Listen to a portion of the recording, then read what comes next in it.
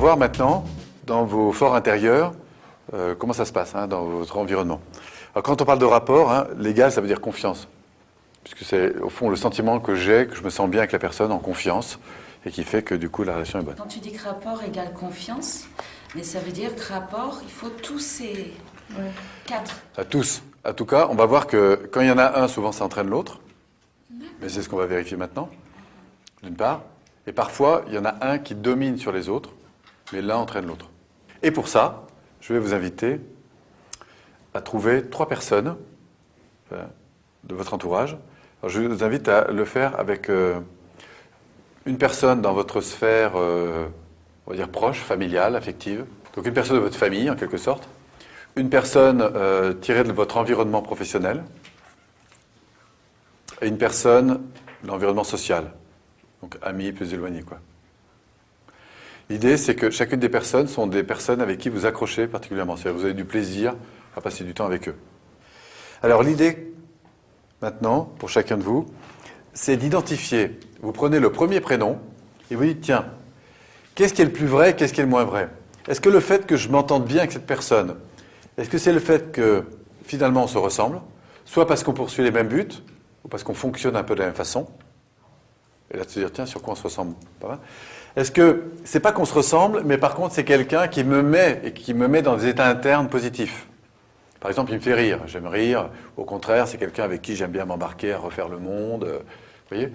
Donc, c'est pas qu'on se ressemble, on poursuit pas les mêmes buts, mais par contre, je sais qu'en termes de stimulation, c'est quelqu'un qui me fait du bien. Donc, voir ce qui est le plus vrai. Enfin, est-ce que c'est quelqu'un aux yeux de qui je me sens important, c'est-à-dire je me sens vraiment considéré? Est-ce que c'est ça qui domine? Ou est-ce que c'est en fait quelqu'un avec qui je sens qu'on est vraiment libre dans nos expressions mutuelles? C'est-à-dire que je sens qu'il a envie de me dire non, il me dit non, et je suis très à l'aise avec lui. Il n'y a pas de manière entre nous. Et là, de vous demander, quel est, pour le premier, l'élément le plus fort et l'élément le moins fort? Corinne? Oui, j'ai pas terminé, mais bon. La personne proche, je dirais que c'est quelqu'un qui me ressemble. D'accord. Le plus fort, ça pourrait être la considération. Alors attends, donne-moi le premier prénom. Micheline. D'accord. C'est quelqu'un qui est proche de toi, familial? Oui. Et tu dis que c'est la considération qui est le plus fort? Oui, je pense, oui. D'accord. Et le moins fort? J'ai mis peut-être la stimulation. D'accord. C'est pas quelqu'un avec qui... Non, c'est pas quelqu'un qui va me stimuler. Mais par contre, tu sens que tu te sens vraiment considéré. Oui. Tu es importante. C'est-à-dire que si tu vas bien ou pas bien, tu sens que ça la touchera beaucoup. Oui. Par contre, c'est pas forcément quelqu'un qui va te mettre en énergie, quoi. Voilà. Ok, pour les autres, est-ce que tu retrouves les mêmes choses? C'est différent? Professionnel, non, ça serait plutôt différent. Ça serait plutôt l'inverse. Patrick. D'accord. C'est pas quelqu'un qui me ressemble. D'accord. Le point fort, ce serait plutôt justement la stimulation. Il y a aussi la considération quand même. D'accord. Donc c'est là où ça domine. Oui. Stimulation Oui. et considération. Oui. Et pour la troisième personne? La troisième personne, je dirais que le point fort, c'est plutôt la synchronicité, le but commun. D'accord. Donc là, vous sentez que vous êtes proche par rapport à vos priorités? Oui, tout à fait. D'accord.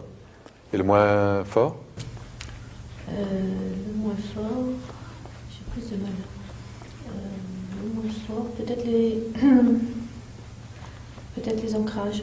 D'accord, au niveau de l'ancrage. Mais sinon, il y a de la considération aussi et pas mal d'authenticité. Oui. Alors, évidemment que l'un entraîne l'autre, c'est ce que vous êtes en train de vous rendre compte. Oui. C'est ça? Pour toi, Armelle, là, je te vois faire... Oui, j'ai du mal à choisir, en fait, parce que je retrouve... Tu retrouves un peu de tout. Ben oui. Eh ouais. Évidemment, vous retrouvez un peu de tout. Souvent, l'un entraîne l'autre. Alors, parfois, ce qui est intéressant, c'est de voir qu'il y a une dominante, un peu comme une constante. Parfois. Mais finalement, on sent quand même qu'il peut y avoir des dominantes différentes en fonction des gens. C'est mon cas. Pour toi, il y a une dominante? Familialement, amicalement ou professionnellement, Ouais. j'ai une dominante qui est les ancrages. D'accord. Les ancrages. Donc ça veut dire que c'est plutôt quelqu'un qui fonctionne à la stimulation et que tu es particulièrement sensible à ça. Ouais. Alors, on va faire une dernière chose. C'est juste pour mettre un peu de relief dans l'affaire. Je vais vous inviter à choisir une personne avec qui, cette fois-ci, vous accrochez pas beaucoup. C'est pas une affaire de conflit, il n'y a pas de conflit forcément entre vous. Mais bon, si le fameux restaurant qui était prévu est annulé, après tout, c'est pas bien grave. Mais quelqu'un vous croisez assez régulièrement, soit sur l'environnement professionnel, soit dans votre famille. C'est possible aussi qu'il y ait des gens avec qui vous accrochez pas plus que ça dans votre famille. Qu'est-ce qui manque le plus? Armel? C'est un collègue de travail et pour moi, il n'est pas authentique du tout, quoi. D'accord. Et là, peut-être que tu fais quand tu le dis, hein, on sent que ça ne te stimule pas beaucoup. Ah non, bien au contraire. Méfiance, Et méfiance. du coup, qu'est-ce qui se passe pour toi, en termes de considération? Pour moi ou moi pour lui? Comme tu veux. Bah moi, j'ai On va pas commencer du par tout lui, pour toi. tendance à le considérer et lui, je sens qu'il me considère pas du Ah, tout. voilà, c'est surtout ça que j'allais chercher. C'est-à-dire que comme il n'est pas authentique, du coup, je ne suis pas stimulé, moi, je ne me sens pas considéré. Et du coup, loin de Et moi c'est toute clair l'idée qu'on d'avoir se des ressemble projets ensemble. Pas du tout. Oui, et puis du coup, vous n'avez pas envie d'avoir des projets ou quoi que ce soit ensemble. À votre avis, si vous repensez aux personnes que vous aviez en tête, que vous repérez ce qui vous manque le plus, exemple, l'authenticité, la synchro, tu nous as dit. Authenticité. À votre avis, comment combler ce qui manque le plus? Dans ton cas, il s'agit... Dans mon cas, oui. Oui, donc c'est une personne qui manque de quoi? Ce qui te manque avec cette personne, c'est, tu nous as dit l'authenticité. Et d'après ce que je comprends, la question c'est qu'est-ce que je mettrai le plus en avant pour que ça se passe le Alors mieux qu'est-ce que possible. tu pourrais mettre plus en avant, ouais? C'est Pour que donc ça se passe le mieux possible. la valorisation, Ouais. c'est ça? Alors ça, c'est une piste. Il y en a une qui, à mon avis, est encore plus ajustée. Mais j'aurais commencé par poser les choses, donc être authentique. Là, on est sur la bonne piste. C'est-à-dire qu'en fait, l'idée, c'est de donner à l'autre Ce qui nous manque. ce qui nous manque le plus. Et on s'aperçoit qu'on va agir sur l'ensemble des autres phénomènes. Par exemple, si je sens que X, que je vais appeler Robert, n'est pas authentique avec moi et que c'est vraiment ça que je détecte comme me manquait le plus, effectivement, le fait de poser par exemple les choses. Par exemple, je vais voir Robert, et on verra d'ailleurs que c'est une marque de valorisation. Écoute Robert, j'ai le sentiment qu'ensemble, on a un peu de mal à te dire directement les choses. Est-ce que tu ressens la même chose? On fait d'abord un diagnostic. Qu'est-ce que tu en penses, quoi, en 2 mots? Et à partir de là, on va s'apercevoir, d'abord, c'est une marque d'attention. Qu'est-ce que tu en penses? Imagine que tu le fasses. Est-ce qu'à ton avis, ça pourrait avoir un impact, je ne sais pas comment il s'appelle, mais qu'importe, sur cette personne? Complètement. Mais c'est pas. Oui, si. Tu penses que ça aura un impact? Bien C'est sûr. une vraie question que je te pose. Hein. Oui. Parce que moi, je vous ramène la théorie, mais l'intérêt, c'est de vérifier quand même. Oui, tu penses Carrément. que ce serait un bon Bien acte? sûr. Pour toi, Corinne, qu'est-ce qui manquait le plus? Synchronicité, authenticité. À ton avis, si tu axais là-dessus, est-ce que tu sens que ça pourrait avoir un impact positif? Oui, forcément. J'imagine pas dans l'immédiat la situation, mais je pense qu'effectivement, si je faisais l'effort de, forcément, ça générerait plus d'ouverture derrière. Alors je me méfie toujours avec l'effort de, hein, parce qu'à partir du moment où ça te vit comme une contrainte, émotionnellement, ça passe moins bien. Non, mais... ouais, Bon, tout à fait. ceci dit, il n'y a évidemment aucune obligation, mais en tout cas, Mais je pense que c'est un état dans lequel il faut se mettre, et souvent on a des surprises comme ça avec des personnes, parfois on se dit tiens... et justement pour en finir et rebondir avec ce que tu évoques, l'état dans lequel on se met, hein, c'est-à-dire ce qu'on va rayonner, nous revient. Et c'est vrai qu'il suffit que je passe à côté de vous sans trop vous considérer, pour que vous sentez que je ne vous considère pas trop, mais tout ça c'est capté au niveau inconscient. Et que le retour c'est que finalement, pourquoi le considérer? Oui, vous êtes d'accord avec ça? Hein, c'est-à-dire que s'il y a un manque de rayonnement dans ce sens, il y a un manque de retour. Hein, si je ne sème pas une stimulation positive autour de moi, alors ça n'empêche pas que je peux en recevoir, mais c'est pas la même chose. Hein, si je me mets en phase autour de moi avec les gens, du coup, je retrouve cette stimulation. Voilà, ça va dans les deux sens, quoi. En tout cas, c'est là-dessus qu'on va terminer à ce stade, hein, simplement de repérer ces différents leviers que je vous invite à exercer étape par étape. C'est-à-dire que si vous voulez travailler dans une bonne relation, vous pouvez le faire avec des proches, c'est repérer ces phénomènes de ressemblance, mais surtout en constatant ce qui se passe quand ça se passe. Tiens, on est plutôt en stimulation, tiens, on est plutôt en reconnaissance. Donc à ce stade, on va s'arrêter là. Si après vous avez envie d'aller plus loin, ça suppose de le travailler, mais ça dans le cadre d'exercices prévus pour ça. Et vous pouvez commencer à tester ça autour de vous.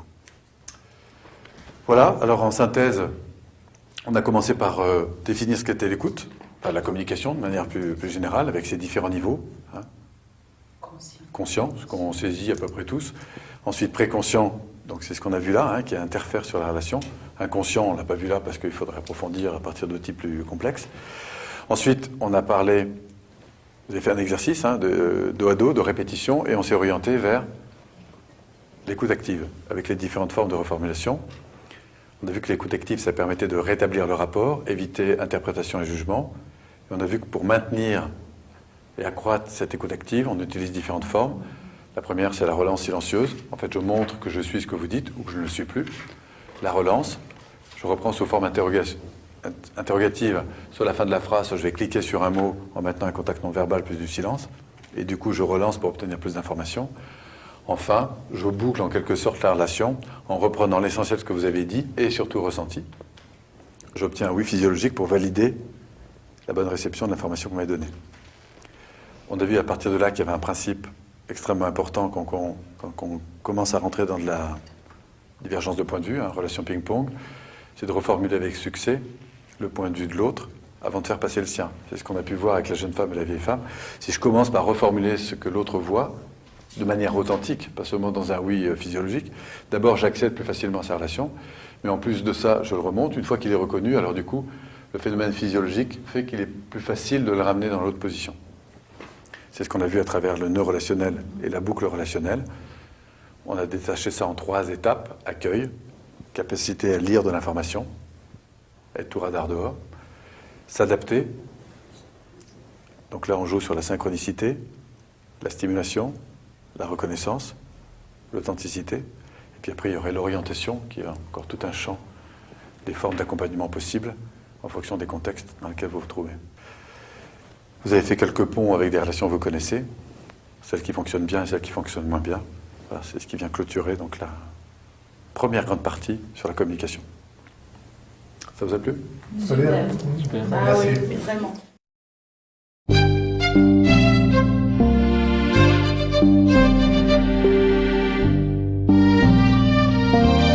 Au terme donc de cette partie concernant la communication, ce que j'ai particulièrement apprécié, c'est l'exercice avec Guy François, où on a imposé nos différents points de vue. Et qu'à la fois ça m'a montré combien j'étais loin de ce que pouvait ressentir Johan, et qu'en tant qu'entraîneur sportif, coach, de voir combien aujourd'hui j'ai besoin encore de m'enrichir, de découvrir le point de vue de l'autre. Maintenant, ce qui me servira dans l'immédiat dans mon entreprise, c'est l'écoute. L'écoute, accepter le mode de communication de l'interlocuteur. Je pense que l'exercice qu'on a fait, où on était dos à dos, m'a montré l'importance de bien écouter et à quel point c'était difficile. C'est qu'avant tout, avoir une bonne communication, c'est d'avoir surtout une très bonne écoute. Je dirais que ma vie aujourd'hui s'attachera à avant tout écouter les gens et ne pas les noyer de mots ou de choses comme ça. Et je crois que là, je pourrais enfin parler de vraie communication. Actuellement, c'est le principal souci qu'on ait au restaurant, donc je vais m'attacher dès mon retour à exercer un travail sur l'écoute parce que c'est essentiel. Beaucoup de choses à nouveau m'ont interpellée, mais ce que je retiendrai principalement, je crois, c'est cette notion de rapport de confiance et en particulier, en fin de compte, toute la partie sur l'authenticité. Ce que je me rends compte dans les relations que j'ai aussi bien en interne dans l'entreprise qu'en externe avec les clients ou d'autres partenaires, c'est que plus on est authentique, c'est-à-dire simple, clair et direct, plus on est percutant et plus on arrive à établir ce rapport de confiance et en fait créer des choses ensemble et développer des choses ensemble. Et pour moi, c'est un concept extrêmement fort. Ce qui m'a particulièrement marqué, c'est qu'en fait, notamment en entreprise, on ne se rend pas toujours compte que quand tout va bien, on ne fait pas attention à la différence. Par contre, dans un contexte d'insécurité, là, effectivement, les gens vont avoir tendance à être attirés par ce qui nous ressemble. Or, les contextes aujourd'hui en entreprise ne sont pas toujours sûrs. Les performances sont de plus en plus importantes, les objectifs aussi. Et je crois qu'en tant que manager, je vais être beaucoup plus attentive à ça, à être attentive à la différence, et notamment en termes de communication, parce que c'est ce qui nous nourrit. Et je crois que c'est quelque chose de formidable pour aider à ce que chacun aille dans le même sens, forcément dans un but de performance. Alors ça y est, on arrive à la fin de ce parcours qu'on a eu ensemble. Alors à la fois sur cette découverte de ce qu'on peut faire de sa vie quand on décide de travailler sur les potentiels qu'on peut développer pour faire mieux face aux difficultés qu'on rencontre parfois. On a parlé des valeurs importantes, on a parlé ensuite des objectifs, on a parlé ensuite des ressources et on a vu comment ces ressources pouvaient entraîner des changements importants dans les comportements. Et puis enfin, on a abordé ensemble la communication. Alors sachez que tout ça fait partie d'un ensemble qui en fait est un séminaire de 3 jours, qui est un séminaire dans lequel on vous invite évidemment à approfondir toutes ces techniques, parce que les connaître, les découvrir comme ça derrière un écran, c'est une chose, mais c'est la dimension, et vous l'avez vu et revu, puisqu'on en a beaucoup évoqué, y compris dans les témoignages, que c'est vraiment l'expérience qui va faire une différence. Donc moi, je vous invite à revenir, passer 3 jours avec nous, et puis pourquoi pas d'approfondir, car vous verrez qu'il y a encore tout un ensemble de choses possibles qui permettent en fait de découvrir cet univers infini qui est l'être humain. Merci à vous.